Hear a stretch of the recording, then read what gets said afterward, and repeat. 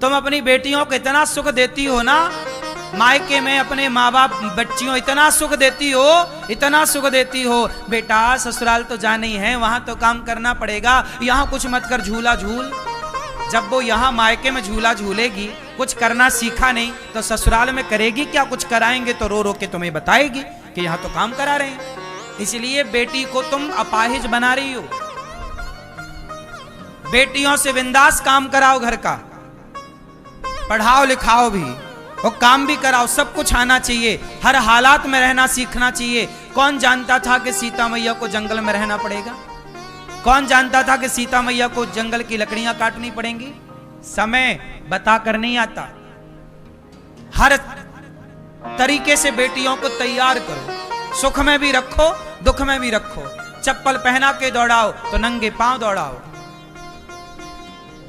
पता नहीं मेरी मां कल कहां चलना पड़े, कौन सा समय।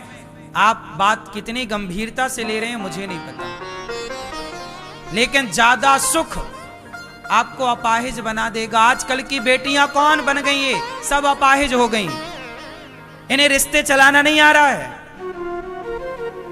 तलाक की संख्या कितनी ज्यादा है, आए दिन हर गली मोहल्ले में एक तलाक मिल जाएगा आपको।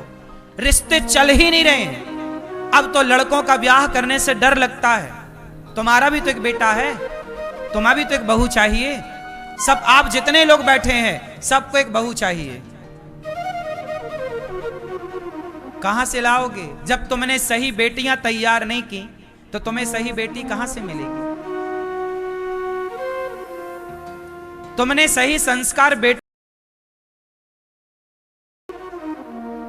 आपकी बेटी ऐसी बने कि हर हाल में रहे। जूजू ना बनाओ, झांसी की रानी बनाओ इन बेटियों को। हर हाल में रहें, कठोर हो। तुम्हारा हृदय कोमल है पर शरीर तुम्हारे कठोरता से जीवन जियो। आजकल की बेटियां क्या बन जाती है? जूजू, कॉकरोच देख के भागती हैं। बनो, हमारा क्या जा रहा है? फिर लेती फिर ना तलाक शादी के 2-4 महीने बाद। बिगड़ेंगे रिश्ते। तलाक लेके कहां जाओगी? दूसरे मर्द के पास, फिर तीसरे के पास जाना तो कैरेक्टर लेस ना कहलाओगी। वैश्याएं होती हैं ऐसी जो 17 पुरुष के पास जाती हैं। तो तुमने बेटी पैदा की है कि वैश्या? चरित्रवान नहीं बनाओगी। बेटी तलाक लेके दूसरे के पास गई, सनातन धर्म में पति को छोड़ने का विधान नहीं है। यह तलाक सरकारी कार्यवाही है, धर्म तलाक की इजाजत नहीं देता। देता हो तो बताओ, किसने तलाक लिया सनातन संस्कृति में? बताओ। एक मर्द से दूसरे मर्द के पास जाना यह सनातन धर्म नहीं है। यहां तो शादी होती है, पति मर जाए तो उसी की विधवा रह के जिंदगी गुजारती है। बोलो हाँ।